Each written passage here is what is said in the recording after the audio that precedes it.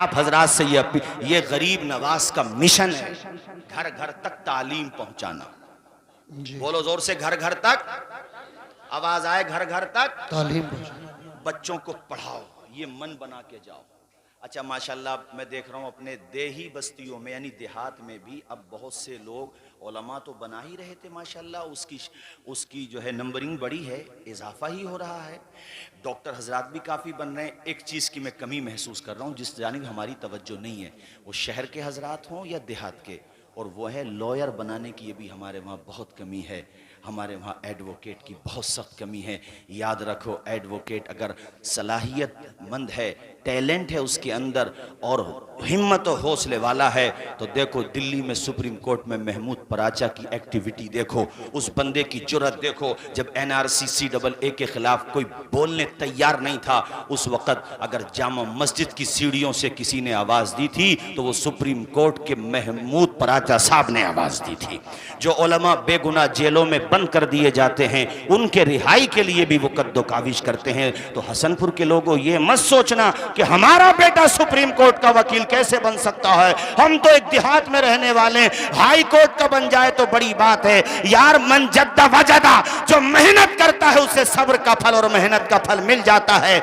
हमारे भारत के राष्ट्रपति रहे APJ अब्दुल कलाम, वो भी एक देहात ही के रहने वाले थे, अखबार बेचा करते थे। गुर्बत का अंदाजा लगाइए। मगर याद रखो गरीब लोगों, तुम भी याद रखो, कश्तियां जब लहरों से टकराती हैं तो मंजिल तक पहुंच जाती हैं। तुम्हारे बेटे जब मेहनत करते हैं तो इससे कोई फर्क नहीं पड़ता वो देहात के रहने वाले हैं या शहर के, अमीर के बेटे हैं या गरीब के। अगर वो मेहनत करते हैं तो एक अखबार बेचने वाले का बेटा भी मुल्क की सबसे बड़ी कुर्सी यानी कि राष्ट्रपति की कुर्सी तक पहुंच सकता है। मेरे अजीज साथी, उनके पीछे कोई बैकग्राउंड नहीं था, वो किसी बड़ी फैमिली का मेंबर नहीं थे, वो सिर्फ अपनी मेहनत के बलबूते पे मिसाइल मैन रहे वो। और उन्होंने, हमारे स्टूडेंट भी बैठे हैं यहाँ पर, इनसे भी कहूँगा, उन्होंने एक जुमला कहा था, मैंने एयरपोर्ट पे भी लिखे हुए देखे उनके सेंटेंस, और आपके प्लेटफॉर्म पे भी यानी स्टेशन पे भी देखे हैं, बस स्टैंड पे भी। दिल्ली में तो जगह जगह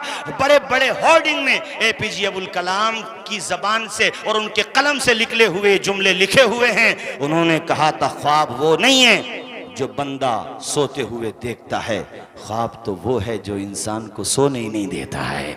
तो अपना अज़्म लो, अपना विजन लो, अपना पुख्ता इरादा करो। और मैंने भी यहाँ अपने कई भाइयों से कहा है कि देखो कितनी कमी महसूस होती है। इधर आ जाओ आप, धनेटा से अड़होल और चंदायन, पूरा इलाका खाली है, मदरसे चल रहे हैं माशाअल्लाह, इनकी मेहनतें अपनी जगह हैं। मगर अब जरूरत है हमारे लिए कि जूनियर स्कूल हमारी बच्चियों के लिए सिक्योर तरीके से बनाए जाना चाहिए। बोलो बात गई सही है कि नहीं? जोर से बोलो जरा, ऊंचा बोलो, सही है कि नहीं? अब मैं चूंकि मुझे पता है अभी प्रोग्राम आगे भी चलना है, चंद अशार हजरत सैयद नज़मी मियां अलैहि रहमा के, चूंकि गरीब नवाज का भी जिक्र है और उनके मिशन ही का मैं तस्करा कर रहा हूँ, ये सुनाओ फिर तेजी से बात आगे बढ़ाता हूँ।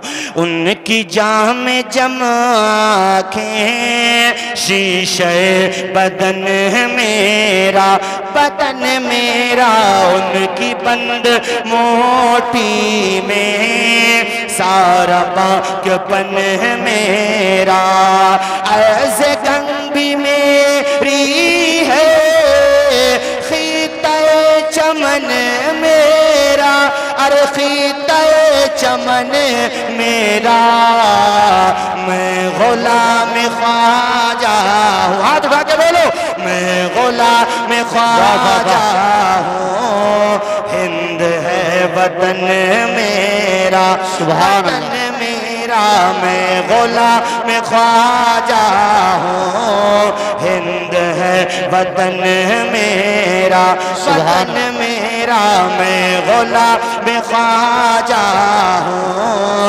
हिंद है वतन मेरा, आशिक़ नबी हूँ मैं, वारिस अली हूँ मैं, अरे वारिस अली हूँ मैं मैला हो न पाएगा, मैला हो न पाएगा, हश्र तक कफन मेरा, कफन मेरा मैला हो न पाएगा, हश्र तक कफन में, आवाज आए हश्र तक कफन में।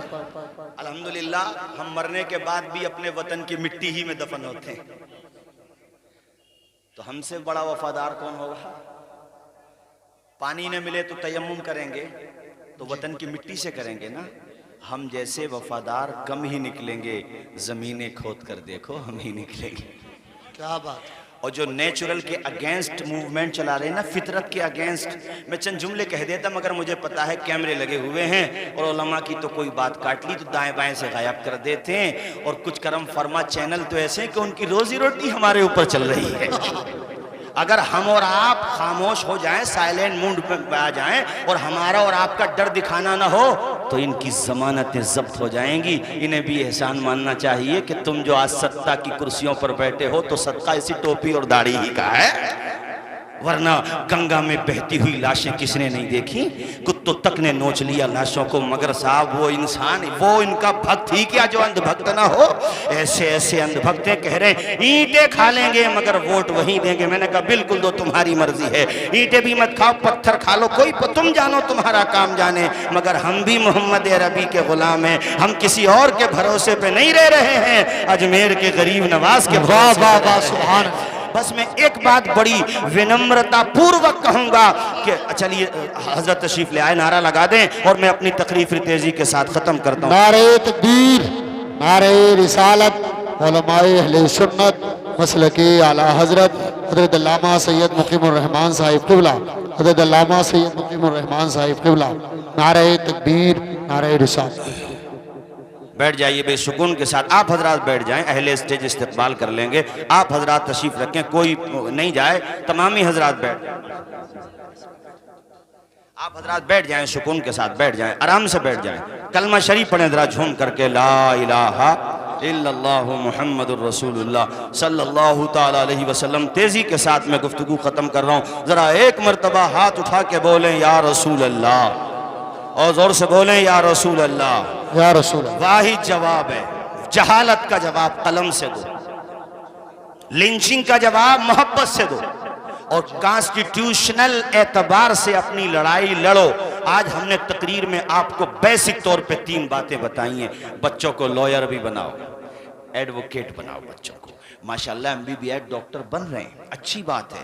और उन डॉक्टर, लॉयर, एडवोकेट जितने भी मॉडर्न एजुकेशन से रिलेटेड तबका है, उनसे कहूँगा कि जैसे उलमा, हुफ़ाज़ व क़ुर्रा अपने अपने हल्क़े असर में मकतब या मदारिस बनाते हैं, तुम भी अपने अपने हल्क़े असर में मॉडर्न एजुकेशन से जुड़े हुए बेहतरीन तालीमी इदारे बना दो। ये अपनी जिम्मेदारी बढ़ाएं, तुम अपनी जिम्मेदारी बढ़ाओ। ये रिश्ते मोहब्बत कुछ इस तरह निभाओ, कुछ हम कदम बढ़ाएं, कुछ तुम कदम बढ़ाओ। सुभान फिर देखो ये रिश्ता इंशाअल्लाह कामयाबी की तरफ जाएगा, और अल्लाह ने चाहा मंजिल हमें, हमारे लिए अपने बाजुओं को खोल देगी, और अल्लाह पाक ने चाहा नुसरत और कामयाबी हमें हाथ आ जाएगी। हमारी यूथ यहाँ काफी बैठी हुई है, जनरेशन, हमारे नौजवान बच्चे आखिर में जाते हुए, बाकी तो हजरत तशरीफ ले आए, बहुत दिनों के बाद हसनपुर में तशरीफ ले आए हैं। मुझे बड़ी खुशी हुई जब बताया कारी ज़ैगम साहब ने कि हजरत की तारीख ले ली है, लोगों में बड़ा जोश है, जज्बा है सुनने के लिए, काफी दिनों के बाद आए, अब भरपूर सुनेंगे। बस ये 5-10 मिनट की गुफ्तगू सुनने फिर मैं ख़त्म कर रहा हूँ। और ये बात अब मैं आखिर में अपने नौजवानों से कह रहा हूँ, ऐ नौजवानों, तुमने जो मोबाइल ख़रीदे हैं ये तुम्हारे लिए आजमाइश बन के आए हैं। अगर तुम इसके गलत इस्तेमाल में लग गए तो समझ लो बड़े दज्जाल से पहले छोटे दज्जाल के चंगुल में फंस गए हो। ये तुम्हें तबाही के तहाने पे ले जाएगा। आज देखो 15 साल से लेकर के 25 साल तक के नौजवानों के चेहरे देखो, गुलाब की तरह खिलते थे पहले ये चेहरे, मोबाइल हाथों में क्या आए, मुरझा गए, ये कलियां पहले ही मुरझा गई हैं। तुम्हारी सेहतें डैमेज हो गई। 8-8 घंटा नहीं, बाज नौजवान तो मुसलसल 12-12 घंटे मोबाइल का मिसयूज करता है, सेहतें बर्बाद कर रहा है। कितने बच्चों ने तालीम तबाह कर दी अपनी। अच्छा खासा पढ़ रहा था, स्कूल में बेहतरीन नंबर लाता था, अच्छे मार्जिन लाता था, मगर मोबाइल हाथ में क्या आया है कि पास होना भारी पड़ रहा है। तो मेरे नौजवान दोस्तों, अगर इतना नुकसान हो रहा है तो बगैर मोबाइल के पहले के लोग नहीं रहते थे। तुम जब तक तालीम हासिल करके बेहतरीन इंसान न बन जाओ, अपने पैरों पे खड़े न हो जाओ, मोबाइल को एक तरफ रख दो और अपना वही देसी वाला मोबाइल चला लो, ताकि तुम देसी भी बन जाओ और विदेशी भी बन जाओ, तुम्हें तरक्की मिल जाए, कामयाबी मिल जाए, वरना बर्बादी के अलावा कुछ मिलने वाला नहीं है। दुनिया तुम्हारी तबाही के लिए रातों में मीटिंग करके मंसूबे बनाती है, तुम पूरी पूरी रात इंटरनेट ही चलाते रहते हो और वो भी गलत इस्तेमाल करते हो। या तो सही इस्तेमाल करो उसका। उलमा की तकरीरें सुनो, नाज शरीफ सुनो, अच्छी अच्छी बात सुनो, बड़े बड़े इंटेलेक्चुअल पर्सनालिटीज हैं, आप सुनो उनको, एक से एक टॉप की नॉलेज फराहम करने वाली शख्सियतें, उनको सुनो। मगर कहते हैं ना, इन्न नफ्स लअम्मारतुम बिस्सू, नफ्स जो है इंसान को बुराई की तरफ ले जाता है। अपने नफ्स पे ज्यादा भरोसा मत करो। शैतान को बहुत लंबा एक्सपीरियंस है इंसान को भटकाने का, हजार रास्ते जानता है कि ऐसे नहीं भटकेगा तो ऐसे भटकेगा, इस रास्ते नहीं से इस और उसको इस मामले में सभी का तजर्बा है, वो अवाम हो या खवास हो, तालीम याफ्ता हो या गैर तालीम याफ्ता हो। इस लिहाज से मेरे साथियों, इसका इस्तेमाल सही करो, वरना आप ऐसा करो, इसको एक तरफ रखो, खुद को सही करो और बच्चों को पढ़ाओ। खानकाहे महरेरा मुतहरा की भी ये आवाज है और यही वॉइस तमाम खानकाहों की है कि आधी रोटी खाओ मगर बच्चों को जरूर पढ़ो। आवाज नहीं आएगी मुझे, बच्चों को जोर से बोलो, बच्चों को जहन बना लो कि हम कहीं नहीं भेजेंगे अपने बच्चों को, सिर्फ पढ़ाना है। और उसके अलावा ये मन बना लेना मेरे साथियों कि हाँ एडवोकेट बनाऊंगा, डॉक्टर भी बनाऊंगा, अल्लाह ने चाहा तो पायलट भी बनाऊंगा। इस सबसे पहले अपने मदरसा सैयदुल उलूम में कुरान शरीफ ज़रूर पढ़ाऊंगा। नाजरा पाकी नापाकी, हलाल व हराम, बुनियादी अकाईद अहले सुन्नत, ये दीनी तालीम के संगम में उस बच्चे को ज़रूर ढालूंगा, ताकि मेरा बेटा अगर लॉयर बन के अपनी कुर्सी पर बैठे तो सामने वाले की हैसियत देख करके उससे फीस ले, उसे तरस आ जाए। मेरा बेटा अगर डॉक्टर, हमारे संबल में भी कई डॉक्टर हैं माशाअल्लाह, उनकी क्लिनिक में मैंने कुरान शरीफ रखा हुआ देखा, मुझे बड़ी खुशी हुई। अच्छा, मेरी दोस्ती की वजह भी यही बनी। मैंने कहा माशाल्लाह मैं जब भी आता हूँ कुरान शरीफ रखा रहता है, तो डॉक्टर साहब कहने लगे मेरी माँ ने मुझे तरबियत की है, बेटा कितने ही ऊंचे उड़ जाना मगर कुरान का दामन मत छोड़ना। अल्लाह अकबर कबीरा। ये कैसे मिलेगा? बेटियों को जब कनीज़ाने फातिमा जहरा बनाओगे, वो जो कर्नाटक की बेटी मुस्कान है ना यार, क्या गजब का ट्रेंड किया है।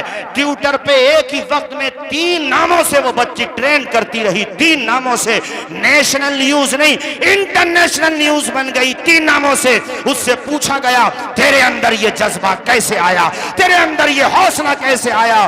तो उस बच्ची ने कहा मेरे बाप ने मुझे ये तरबियत सिखाई थी, ये जज्बा सिखाया था। तो घर की तरबियत का ये असर होता है।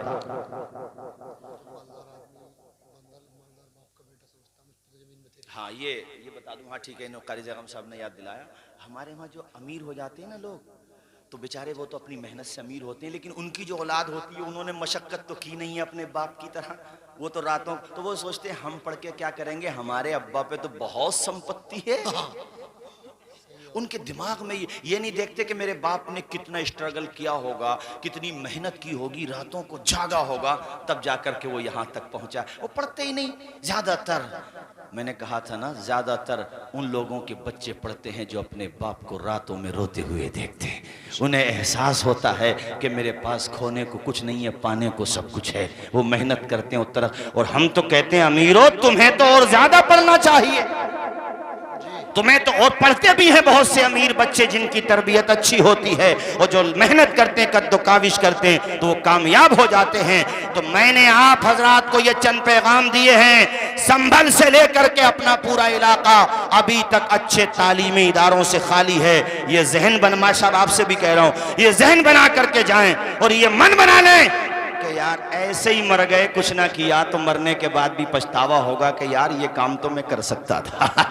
ये काम तो मैं, अच्छा खुद नहीं बना रहे तो कोई बना रहा उसी का ताउन कर दें, कोई मेहनत कर रहा उसी के पीछे खड़े हो जाएं, उसको बैकिंग कर दें कि भाई यार अच्छा है, तू बेहतरीन काम कर रहा है, हमारी बच्चियां भी पढ़ेंगी। वरना याद रखो, इस तरह की आज हमारे मुल्क में हिपोक्रेसी चल रही है और हमारे मुल्क में जो कंट्रोवर्शियल हालात हैं इस वक्त आप देख रहे हो, ये दिन आ सकता है जब हमारे इलाके में भी कहा जाए कि ये सर पे हिजाब और चेहरे पे नकाब डाल के आना हमारे मैनेजमेंट रूल के अगेंस्ट है। ये दिन तुम्हें भी देखना। तो ये नंबर ही मत आने दो।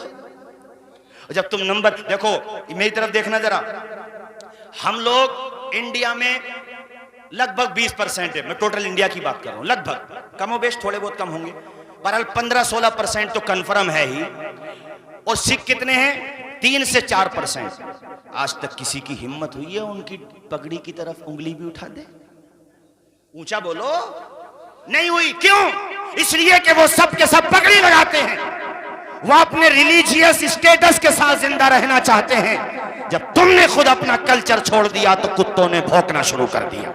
वो देख रहे हैं कि आजान के वक्त में इनके मोहल्लों में डीजों के आगे रीछों की तरह नौजवान नाचते रहते हैं। वो देख रहे हैं कि जुमे के अलावा इनकी मस्जिदें नमाजियों से खाली नजर आती हैं। वो देख रहे हैं कि इनकी बहन बेटियां मैरिज हॉल में शादी के मौके पर बेपर्दा घूमती हुई नजर आती है, गैर महरमों के साथ फोटो खिंचवाती हुई नजर आ रही है। वो सब कुछ देख रहे हैं, इसलिए तुम पे उन्होंने उंगली उठाना शुरू कर दी।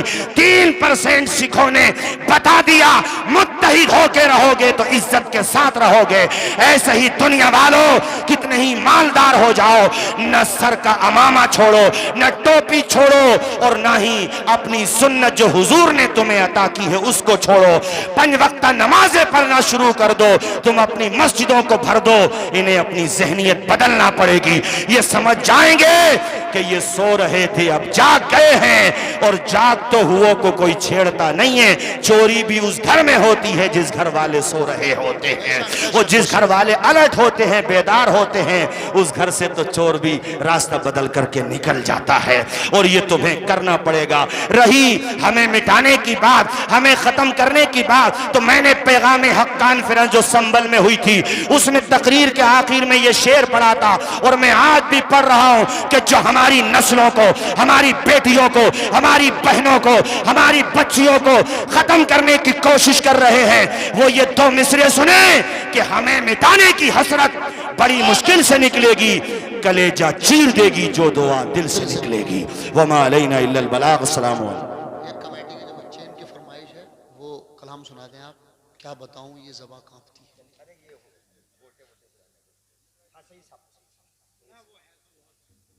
कौन सा कलाम बता रहे हैं? कमेटी वालों की तो बात रखूंगा मैं। मुझे बड़ी खुशी हुई, हजरत मौलाना आकिब साहब किबला, यहाँ के तो अइम्मा हजरात भी, मौलाना तालिब साहब किबला, सब माशाल्लाह उलमा ही हैं। जी मौलाना आकिब, हाँ हजरत हमारे मौलाना रिफाउल साहब वो भी आलिम, मौलाना आकिब साहब किबला वो भी आलिम, और हजरत हमारे रागिब साहब, मौलाना रागिब साहब किबला, मौलाना शाकिर साहब किबला तो बेहतरीन और बड़े आलिम है, खूब बड़े आलिम है माशाल्लाह। यहाँ तो सब एक से एक बड़े आलिम है, और वो चूंकि बड़ी मस्जिद में है तो बड़े ही होंगे सबसे, वो भी बड़े हैं। और ये तकिया में है, इनको भी तकिया मत समझना, ये भी बहुत बड़े हैं माशाल्लाह। ये भी जामिअतुर रज़ा, इतना शानदार इदारा, और ऐसी जगह है वो इदारा, कभी जाकर के देखना, कलेजे पे बर्फ पड़ेगी, बर्फ। पूरे इलाके में वो लोग थे, वो समझ रहे हो, हाँ, यानी जहां पर आजान नहीं दी जा सकती थी वो उनका कल्चर था, जाफरानी ताकतें, इशारा समझो। लेकिन आज देखो वहां पर अल्लाह अकबर की सदाएं बुलंद हो रही हैं, बेशक माशाल्लाह। जामिअतुर रज़ा से फारिग हैं, और भी हमारे तमाम अइम्मा कराम। तो कमेटी वालों ने बड़ी मेहनत की, छोटे छोटे बच्चे हैं ये, इससे सीख लें। सिकंदरपुर, चंदायन, गोविंदपुर और तुम्हारे जोगीपुर, मंडी, किशनदास सराय, जहां जहां से भी हमारे अहबाब आए हैं, मैं सबसे कह रहा हूं हसनपुर के बच्चों से सीख लें। और हजरत ये बस्ती तो है जहां पर कम से कम 150 से ज्यादा इस फकीर की तकरीरें हो चुकी हैं, 150 से ज्यादा।